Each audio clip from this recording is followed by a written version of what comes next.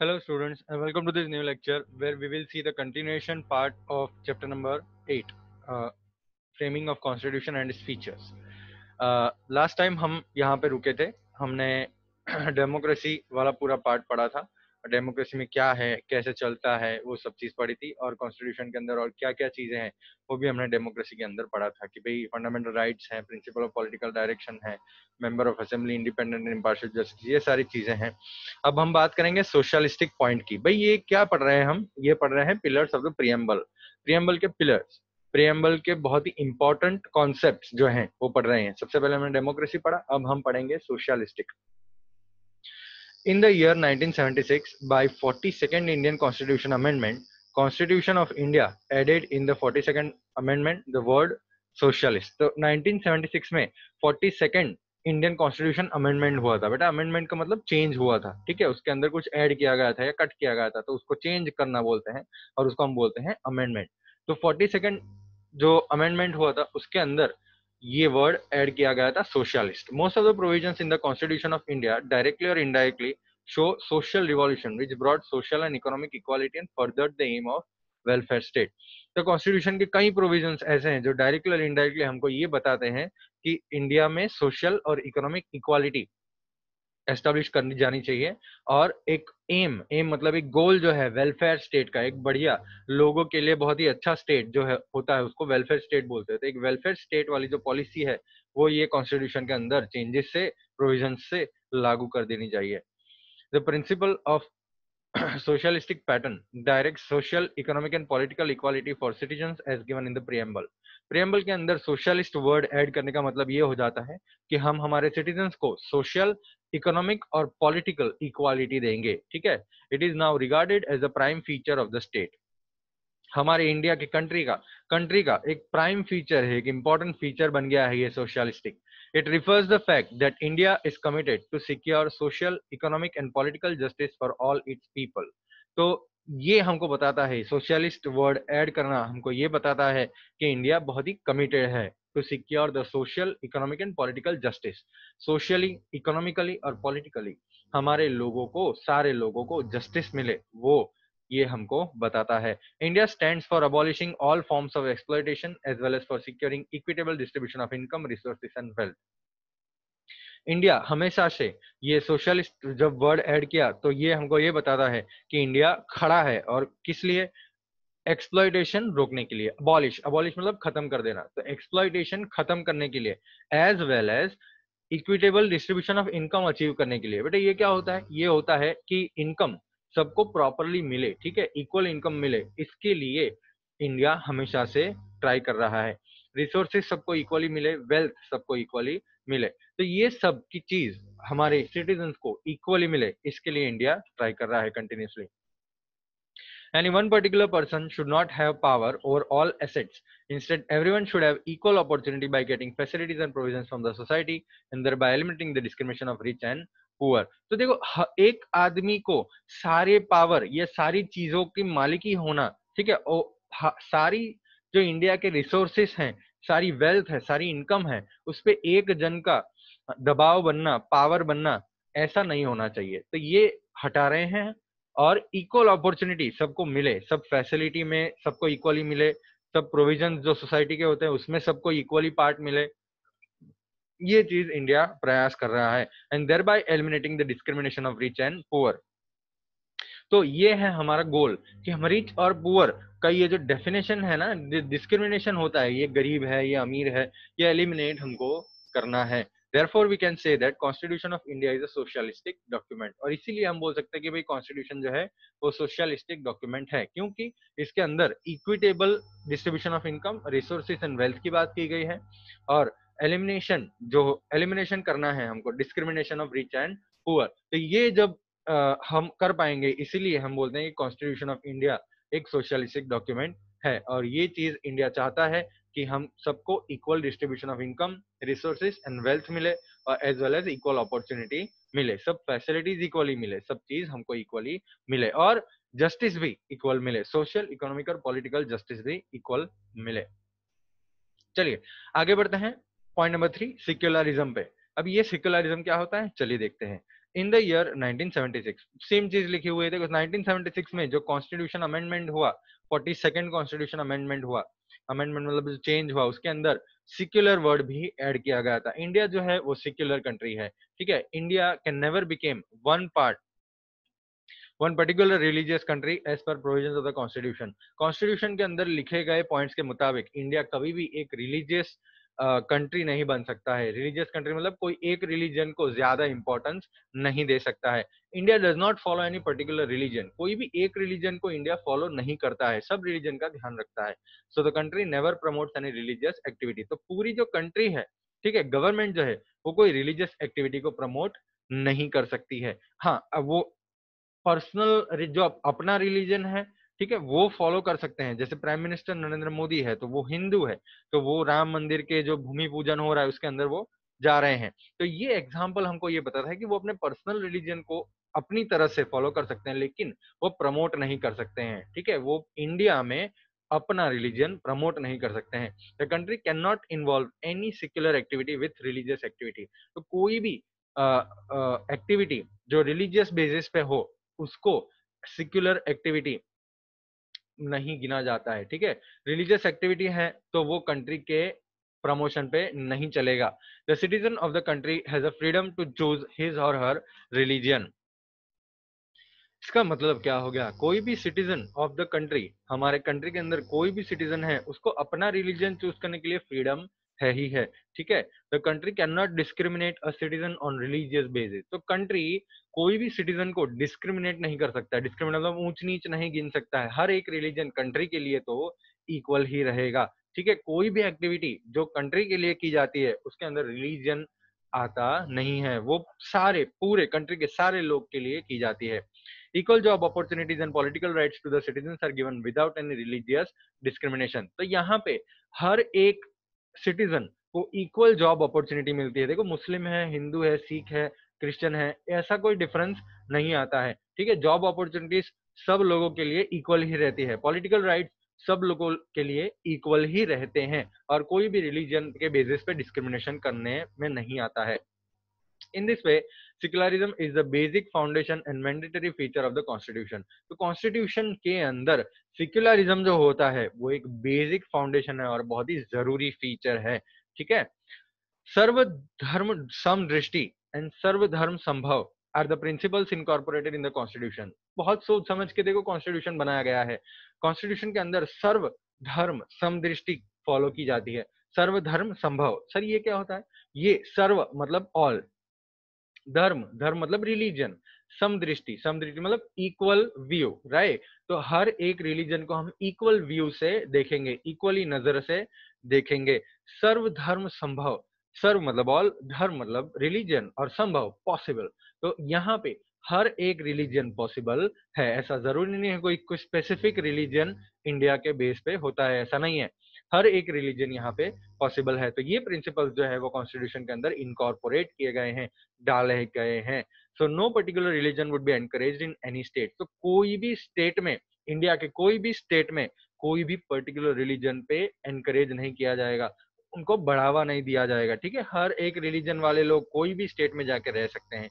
There is no prohibition on any citizen to propagate his or her religious belief, trust and faith. कोई भी citizen को अपने religious belief मतलब वो जो रिलीजियसली सोचते हैं, जो रिलीजन पे ट्रस्ट करते हैं, जो जिसमें श्रद्धा रखते हैं, उसमें रोकने में नहीं आएगा। तो कोई भी प्रोहिबिशन नहीं है कोई भी सिटीजन को, ठीक है। अपने रिलीजियस बिलीफ को फॉलो करना, ट्रस्ट, फेथ, श्रद्धा कोई भी भगवान में रखना, वो फ्रीडम मिली जाती है उनको। जहां भी श्रद्धा रखनी है वो रख सकते हैं। तो ये हमने पढ़े pillars of the preamble. Preamble के अंदर सबसे पहला पिलर था डेमोक्रेसी, हमने बाद में पढ़ा सोशलिस्टिक और फिर हमने पढ़ा सेक्युलरिज्म। अब हम देखेंगे कि कॉन्स्टिट्यूशन के फीचर्स क्या, भाई कॉन्स्टिट्यूशन लगता कैसा है, कॉन्स्टिट्यूशन होता कैसा है, कॉन्स्टिट्यूशन क्या होता है। तो constitution which came into force in 26 January 1950 is considered as the largest extensive and detail written document. यहाँ पे कॉन्स्टिट्यूशन जो होता है वो 26 जनवरी 1950 पे हमारे लागू किया गया था इंडिया के अंदर। वो सबसे बड़ा, सबसे एक्सटेंसिव, एक्सटेंसिव मतलब बहुत ही बड़ा, ठीक है, बहुत ही बड़ा, लार्ज एंड डिटेल, बहुत ही डिटेल में अंदर लिखा हुआ है, रिटन डॉक्यूमेंट है। सबसे पहला फीचर वो एक रिटन डॉक्यूमेंट है। ब्रिटेन और इजराइल के except Britain and Israel, India along with other nations of the world have their constitution in written form. Britain और इसराइल में ओरल फॉर्म में कॉन्स्टिट्यूशन है, लेकिन ब्रिटेन और इसराइल में ओरल फॉर्म में है, लेकिन इंडिया में कॉन्स्टिट्यूशन रिटन फॉर्म में है, ठीक है, लिखा हुआ है, बुक है. Considering the social, geographical, diversified circumstances and prehistorical notions, the Constituent Assembly get the drafted constitution in written form. तो भाई कॉन्स्टिट्यूशन रिटन फॉर्म में क्यों है? क्योंकि हमारे इंडिया में बहुत सारे सोशल और ज्योग्राफिकल डाइवर्सिटी है, ठीक है. ज्योग्राफिकल डाइवर्सिटी, ज्योग्राफी मतलब बहुत सारे अलग अलग लैंड फॉर्म्स हैं, लैंडस्केप्स हैं, और बहुत सारे अलग अलग रिलीजन्स है, बहुत सारे अलग अलग टाइप के लोग हैं, और ये हालात को ध्यान में रखते हुए कॉन्स्टिट्यूशन को रिटन फॉर्म में रखा गया. और प्री हिस्टोरिकल नोशन मतलब पहले से सब चीज हम रिटन फॉर्म में रखते आए हैं, तो ये भी हमने रिटन फॉर्म में रखा है. देखो हमारी बहुत सारी बड़ी बड़ी बुक्स भी हैं, महाभारत है, रामायण है, बुक्स है, वो रिटन फॉर्म में है. तो ये कॉन्स्टिट्यूशन इसीलिए रिटन फॉर्म में रखने में आया है. तो रिटन फॉर्म में क्यों रखने आया है? 2 पॉइंट. सबसे पहला पॉइंट कि हम यहाँ पे बहुत सारे लोग, बहुत सारे अलग अलग टाइप के लोग, बहुत सारे अलग अलग रिलीजन के लोग, और बहुत सारे अलग अलग लैंडस्केप्स हैं, ठीक है. तो इस वजह से हमने कॉन्स्टिट्यूशन रिटन फॉर्म में रखा है, और हमारा जो प्री हिस्टोरिकल नोशन है उसकी वजह से हमने कॉन्स्टिट्यूशन रिटन फॉर्म में रखा है. Number 2, size of the constitution. First written document. Number 2, size of the constitution. Indian Constitution is divided into 22 sections comprising of 395 articles and 8 appendices. Now 12. The Constitution comprises provisions for state administration and state interrelations, fundamental. भाई Constitution का क्या है वो लिखा हुआ है. Size of the Constitution के बारे में हम बात करें तो सबसे पहला पॉइंट तो यही याद रखेंगे हम कि 22 सेक्शंस हैं इंडियन कॉन्स्टिट्यूशन में, और 395 आर्टिकल्स हैं उसके अंदर, और 8 अपेंडिसेस हैं. अपेंडिसेस मतलब सब सेक्शन जो आर्टिकल्स के अंदर होते हैं, एडिशनल सेक्शंस. अभी 12 हो गए हैं, ठीक है. नाउ 12. कॉन्स्टिट्यूशन जो है उसके अंदर स्टेट एडमिनिस्ट्रेशन मतलब एक स्टेट को कैसे चलाना है, स्टेट अंदर बहुत सारे स्टेट्स के अंदर इंटर रिलेशंस कैसे होते हैं वो मेंशन किया गया है. हमारे फंडामेंटल राइट्स जो ह्यूमंस को मिलते हैं उसके बारे में बात की गई है. प्रिंसिपल ऑफ पॉलिटिकल पॉलिसीज, जो पॉलिटिकली जो भी पॉलिसीज बनाई जाती है उसके बेसिक रूल्स उसके अंदर लिखे हुए हैं. जुडिशियरी के पूरे रूल्स लिखे हुए हैं. इलेक्शन कमीशन को कैसे चलाना है, कैसे फॉलो करना है, कैसे इलेक्शन करना है, वो सब चीजें उसके अंदर लिखी हुई है. गवर्नमेंट इंस्टीट्यूशंस कैसे चलेंगे, कैसे होने चाहिए, वो कॉन्स्टिट्यूशन के अंदर लिखा हुआ है. बेसिक रूल्स लिखे हुए हैं उनके. माइनॉरिटीज के लिए क्या रूल्स हैं, जो माइनॉरिटीज मतलब जो बहुत ही कम परसेंटेज में हमारे इंडिया में रहते हैं, जैसे जैन है, ठीक है, जैसे बुद्धिस्ट लोग हैं, तो ये माइनॉरिटीज हो जाते हैं. तो माइनॉरिटीज, मुस्लिम्स भी माइनॉरिटीज इंडिया में हो जाते हैं. तो माइनॉरिटीज के लिए क्या रूल्स हैं, ठीक है, उनको क्या डेवलपमेंट के लिए क्या क्या रूल्स लागू किए गए हैं, वो सारी चीजें लिखी गई हैं. शेड्यूल कास्ट मतलब जो बैकवर्ड कास्ट होते हैं, ठीक है, जो निचली जाति होती है, उनके लिए क्या रिजर्वेशंस होते हैं, उनके लिए क्या डेवलपमेंट के लिए क्या पॉलिसीज है, क्या रूल्स हैं, वो लिखे जाते हैं. और डिप्राइव्ड ग्रुप्स, डिप्राइव्ड मतलब जिनको फैसिलिटीज नहीं मिल पा रही हैं, उनके लिए क्या रूल्स है, तो ये चीज मेंशन की गई है. Therefore our constitution of India is the largest extension detail written document compare to other constitutions. तो हम जब कॉन्स्टिट्यूशन को और सारे कॉन्स्टिट्यूशन और कंट्रीज के कॉन्स्टिट्यूशन से हम कंपेयर करने जाते हैं तो इंडिया का सबसे बड़ा लार्जेस्ट एक्सटेंसिव और डिटेल रिटन डॉक्यूमेंट है. पॉइंट नंबर 3 देखते हैं हम, सिंगल सिटीजनशिप. तो ये क्या है बेटा, सिंगल सिटीजनशिप देखते हैं. In America dual citizenship is given, one for United states of America and another for state citizenship. ये क्या होता है बेटा, आपको 2 कार्ड दिए जाते हैं. एक card United states of America का सिटीजनशिप का होता है, और एक कार्ड स्टेट सिटीजनशिप का होता है. स्टेट मतलब उसके अंदर जो भी स्टेट्स हैं, जैसे टेक्सास है, और हम बोल सकते हैं कि भाई और एक मिनेसोटा है, मिसिसिपी है, तो ये सारे अलग अलग स्टेट्स हैं यूनाइटेड स्टेट्स ऑफ अमेरिका के अंदर. उनको स्पेसिफिक उनकी भी स्टेट सिटीजनशिप मिलती है, और यूनाइटेड स्टेट्स ऑफ अमेरिका की भी सिटीजनशिप मिलती है. But in India there is only one single citizenship irrespective of any region or state of the country. India के अंदर एक ही सिंगल ही सिटीजनशिप है, इरिस्पेक्टिव ऑफ एनी रीजन. कोई भी रीजन के बेसिस पे सिटीजनशिप नहीं दी जाती है, कोई भी स्टेट के बेसिस पे सिटीजनशिप नहीं दी जाती है. एक सिंगल कंट्री. हम देखो ये क्या हमको बता रहा है, ये हमको बता रहा है कि इंडिया एक एकता का प्रमोशन कर रही है, राइट. हम ब्रदरहुड, भाईचारा, एक साथ रहेंगे, इंडिया एज वन, यहाँ पे प्रमोट हो रहा है। बस खाली जम्मू एंड कश्मीर के अंदर ड्यूअल सिटीजनशिप है, एक इंडिया के लिए और एक जम्मू एंड कश्मीर के स्टेट के लिए। तो जम्मू एंड कश्मीर एक ऐसा स्टेट है जो अभी भी डिस्प्यूट के अंदर पड़ा हुआ है, अभी भी पाकिस्तान और इंडिया जम्मू एंड कश्मीर के लिए लड़ रहे हैं। लेकिन अभी रिसेंटली जो स्टेप लिए गए हैं नरेंद्र मोदी के राज के अंदर, उसमें जम्मू एंड कश्मीर का बहुत ही बढ़िया सॉल्यूशन आ गया है। एक इंडिया के लिए और एक जम्मू एंड कश्मीर के लिए दो अलग अलग सिटीजनशिप दी जाती है, ठीक है, जम्मू एंड कश्मीर में।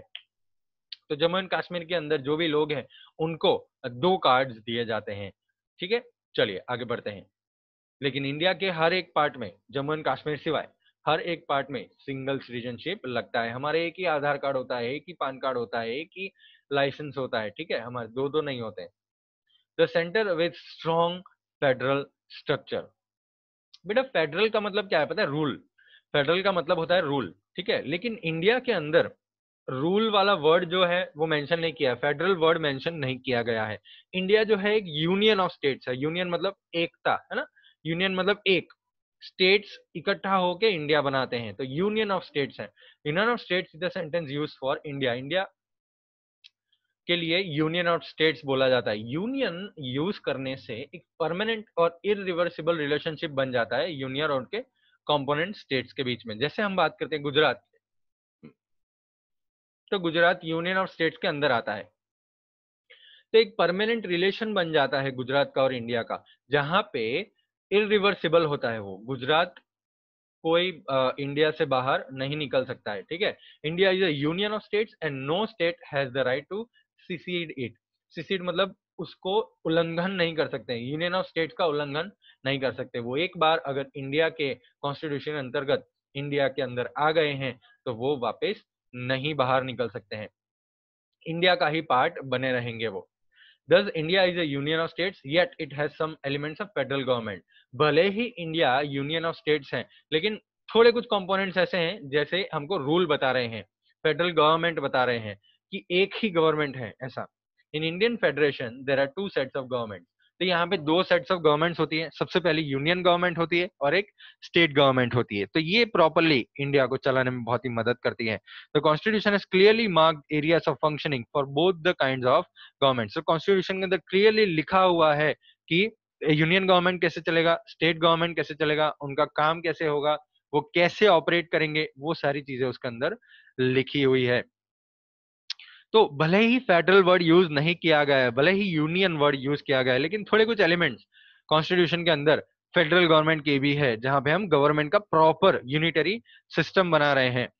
The Constitution demarcates the power of central and state governments into different lists of subjects. तो देखो अभी तीन लिस्ट आएंगे हमारे सामने, वो तीन लिस्ट के अंदर जो पावर सेंट्रल और स्टेट गवर्नमेंट्स को दिए गए हैं उसके बारे में हम बात करेंगे, ठीक है। First, union list. Union list comprises of 97 subjects, subjects of national importance like defense, foreign affairs, atomic energy, banking, railway, communication, post and telegraph are included in the union list. भाई यूनियन लिस्ट क्या होता है? Union list वो सारे subjects होते हैं, वो सारी टॉपिक्स होते हैं जो टॉपिक्स पे यूनियन गवर्नमेंट मतलब सेंट्रल गवर्नमेंट डिसीजन ले सकती है, ठीक है। जैसे नेशनल इंपॉर्टेंस वाले टॉपिक्स हो गए, जैसे डिफेंस, तो डिफेंस में कोई स्टेट गवर्नमेंट डिसीजन नहीं लेती है, वो डिसीजन लेते हैं यूनियन गवर्नमेंट, ठीक है, वो सेंट्रल गवर्नमेंट डिसीजन लेती है। फॉरेन अफेयर्स, फॉरेन अफेयर्स मतलब दूसरे कंट्रीज के साथ हमारे जो भी रिलेशन होते हैं, जो भी बातचीत होती है, जो भी चीज ट्रेडिंग होती है, तो हर एक टॉपिक पे, हर एक चीज पे हमारा जो सेंट्रल गवर्नमेंट होती है वो डिसीजन ले सकती है, स्टेट गवर्नमेंट नहीं ले सकती है। एटॉमिक एनर्जी की जब हम बात करते हैं तो एटॉमिक एनर्जी में भी सेंट्रल गवर्नमेंट ही डिसीजन लेती है। बैंकिंग पे, बैंकिंग या रेलवे, ये सारी चीजों पे यूनियन गवर्नमेंट, सेंट्रल गवर्नमेंट अपना दबदबा बनाए रखती है, ठीक है। उनको ही डिसीजन दी गई है, उनको ही पावर दिया गया है कि ये सारे टॉपिक्स पे वो डिसीजन ले सके, स्टेट गवर्नमेंट को नहीं दी गई है। भाई तो स्टेट गवर्नमेंट को क्या पावर दी गई है? The state list comprises of 66 subjects. State list के अंदर 66 सब्जेक्ट्स होते हैं, उनके अंदर क्या होता है देखते हैं। The state list comprises of those important subjects on which the state legislature house can pass laws. तो अभी स्टेट लेजिस्लेचर हाउस हम आगे पढ़ेंगे, वो क्या है? वो स्टेट के अंदर जो रूल्स फॉर्म करते हैं, स्टेट के लिए जो रूल्स फॉर्म करते हैं उसको हम बोलते हैं स्टेट लेजिस्लेचर हाउस, ठीक है। लॉज जो फॉर्म करते हैं स्टेट के लिए उसको हम बोलते हैं स्टेट लेजिस्लेचर हाउस। तो ऐसे सब्जेक्ट स्टेट लिस्ट के अंदर लिखे हुए हैं जिसमें स्टेट लेजिस्लेचर हाउस लॉस पास कर सकते हैं, जैसे subjects like law and order.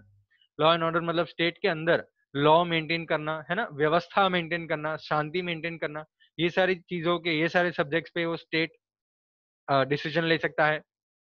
State government institutions, जो इंस्टीट्यूशंस गवर्नमेंट मतलब स्टेट गवर्नमेंट जो इंस्टीट्यूशंस चलाती है उन पे डिसीजन लेना। एग्रीकल्चर एंड इरिगेशन, तो ये भी स्टेट गवर्नमेंट डिसीजन ले सकती है। एग्रीकल्चर के हमारे गुजरात के अंदर मान लो, गुजरात के अंदर एग्रीकल्चर जो भी है तो उस पर डिसीजन स्टेट गवर्नमेंट लेती है। इरिगेशन फैसिलिटीज प्रोवाइड करना, तो ये सारी चीजें स्टेट गवर्नमेंट करती है। हेल्थ प्रॉपर मेंटेन करना, तो हॉस्पिटल्स, लैंड, जमीन जो भी स्टेट के अंतर्गत आती है उस पर डिसीजन लेना, वो स्टेट के ज्यूरिसडिक्शन के अंदर आता है। इंटर स्टेट ट्रेड, है ना, हमारा जो व्यापार होता है, जैसे गुजरात से मान लो कि ऑनियन बांग्लादेश भेजी जाती है, तो ये जो है तो वो डिसीजन लेते हैं स्टेट गवर्नमेंट, कैसे भेजी जाएगी, क्या करना है, कैसे करना है, प्रोसीजर, प्रोसेस, ये सारी चीजें, पॉलिसीज, रूल्स, ये सब चीजें वो डिसाइड करती है। और कॉमर्स, कॉमर्स मतलब व्यापार, तो ये सारी चीजों पे स्टेट डिसीजन ले सकती है।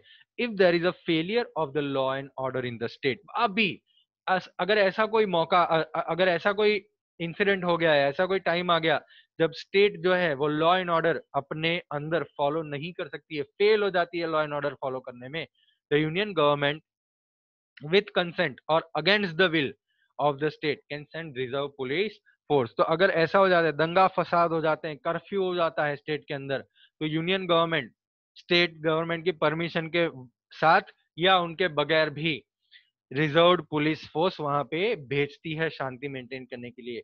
ठीक है, रिजर्व पुलिस फोर्स मतलब एक ऐसी पुलिस फोर्स जो सेंट्रल गवर्नमेंट ने रखी हुई होती है शांति मेंटेन करने के लिए, तो वो भेज देते हैं स्टेट के अंदर। जैसे जम्मू एंड कश्मीर में दंगे हो गए थे, तो दंगे में वो पीस मेंटेन करने के लिए, लॉ एंड ऑर्डर मेंटेन करने के लिए हमारे स्टेट ने, हमारे आ, हम बोल सकते हैं कि हमारे गवर्नमेंट, सेंट्रल गवर्नमेंट ने, यूनियन गवर्नमेंट ने रिजर्व पुलिस फोर्स भेजी थी वो स्टेट के अंदर शांति मेंटेन करने के लिए। Third point, concurrent list. तो देखो, फर्स्ट पॉइंट यूनियन लिस्ट था जहां पे यूनियन गवर्नमेंट की सेंट्रल गवर्नमेंट वो डिसीजन ले सकते हैं।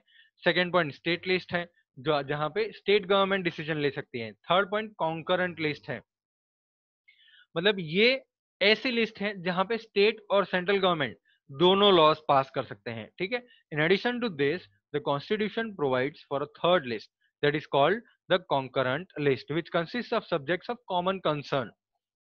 तो इसके अंदर कौन से सब्जेक्ट्स होते हैं?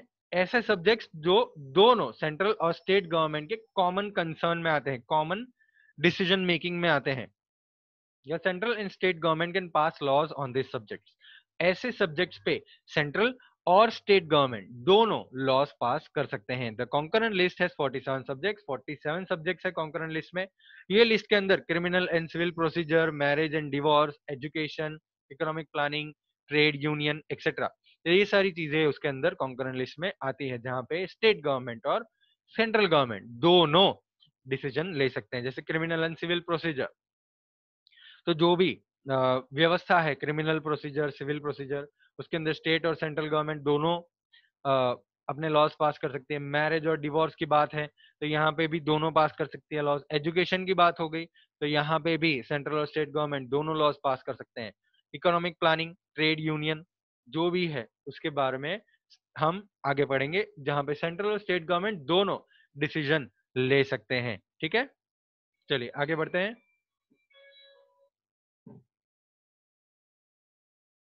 नंबर ओके, हमने तीन लिस्ट देखी। सबसे पहले union list, second state list, number three concurrent list. Union list में 97 सब्जेक्ट, स्टेट लिस्ट में 66 सब्जेक्ट, कॉन्करेंट लिस्ट में 47 subjects.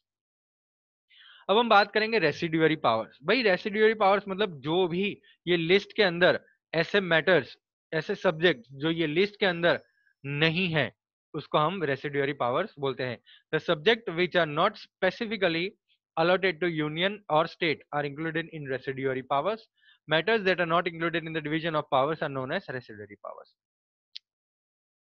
The central government is given the power to legislate on this residuary subjects. तो भाई ऐसे powers, sorry ऐसे subjects, ऐसे matter, ऐसी चीजें जिसपे ये लिस्ट के अंदर नहीं मेंशन की गई हैं, ठीक है, जो यूनियन लिस्ट में, स्टेट लिस्ट में, कॉन्करेंट लिस्ट में नहीं मेंशन की गई हैं, उसको हम बोलते हैं रेसिडुअरी पावर्स। तो यहाँ पे रेसिडुअरी पावर्स किसको दी गई हैं?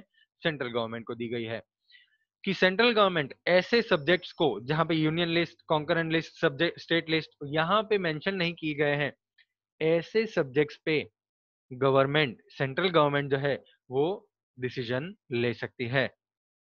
ऐसे कौन कौन से टॉपिक्स है? देखिए, the financial distribution of resources is done between union government and state government. जो पैसे की बात कर रहे हैं हम, तो financial distribution of resources union government और स्टेट गवर्नमेंट के बीच किए जा रहे हैं, जैसे excise, custom, export import, income tax, ये सारी चीजें सेंट्रल गवर्नमेंट डिसाइड करती हैं। Excise duty, custom duty, export import duty, income tax, ये सारी चीजें सेंट्रल गवर्नमेंट डिसाइड करती है। While sales tax, revenue tax, entertainment tax, educational tax, ये सारे छोटे छोटे जो फाइनेंशियल रिसोर्सेस हैं वो स्टेट गवर्नमेंट डिसाइड करती है। तो सेंट्रल गवर्नमेंट ये सारी चीजें और state government sales tax, revenue tax, entertainment tax, education tax divide, मतलब वो उस पर डिसीजन ले सकते हैं। ऐसे फाइनेंशियल रिसोर्सेज डिसाइड करते हैं स्टेट गवर्नमेंट। देखो बेटा, ये पॉइंट जो है वो पहले दिया गया था, इसके बाद जीएसटी लागू हो गया, तो जीएसटी के अंतर्गत सब चीजें अब फॉलो करते हैं यूनियन गवर्नमेंट, सेंट्रल गवर्नमेंट, सब चीजें सेंट्रल गवर्नमेंट पे सेंट्रलाइज्ड हो गई हैं। तो कोई अलग अलग टैक्स नहीं लगता है, नहीं इनकम टैक्स, इनकम टैक्स तो लगता है, एक्सपोर्ट इंपोर्ट भी लगता है, एक्साइज कस्टम बंद हो गया, revenue tax, entertainment tax, educational tax, sales tax, ये सब बंद हो गया, ठीक है। जीएसटी लागू हो गया, गुड्स एंड सर्विसेज टैक्स। तो अब जीएसटी जो है वो सेंट्रल गवर्नमेंट डायरेक्टली फॉलो करता है, डायरेक्टली वही डिसीजन लेता है जीएसटी के ऊपर, ठीक है बेटा। ये हो गए हमारे रेसिडुअरी पावर्स। और देखो, कई पावर्स ऐसे पावर्स होते हैं जो लिस्ट के अंदर नहीं मेंशन किए गए, जैसे union list, subject list, state, union list, state list, concurrent list, यहाँ पे मेंशन नहीं किए गए हैं। ऐसे पावर्स पे कौन डिसीजन लेगा? सेंट्रल गवर्नमेंट डिसीजन लेगा, ठीक है। इसीलिए हम ऐसे सब्जेक्ट्स को बोलते हैं रेसिडुअरी सब्जेक्ट्स, और जो पावर सेंट्रल गवर्नमेंट को दी गई है उनको हम बोलते हैं रेसिडुअरी पावर्स, ठीक है। चलिए, अब मिलेंगे नेक्स्ट लेक्चर में, और मिलेंगे पढ़ेंगे हम point number 5, unified arrangement during crisis से, ठीक है। चलिए, बाय बाय।